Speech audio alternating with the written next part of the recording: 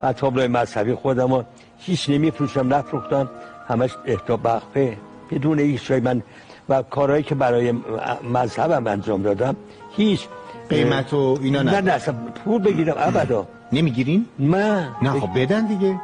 آقا سله دادن که اصلا خدا رحمت کنه، رسم شریف درستی است. نه خدا رحمت کنه آقای تبسی رو وقتی زری حضرت امام رضا علیه السلام تمام شد خب من یادمه که یه مهمانی دادن و بداهان و آقایون و خدام همه بودن گوش تا گوش.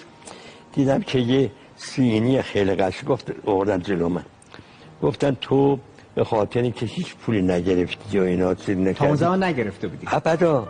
پول بگیرم چرا؟ کار داری میکنی؟ نه آقا قربون اون خزانه عظیم قربون شما من برم. باید پول بدم به امام رضا که من این منت گذاشتم.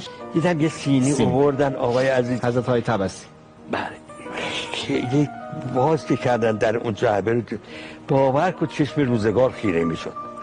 یه تسبیح 100 دانه یاقوت احمر، اصلا آدم چیز میشد، یه چیزی باور نکردن.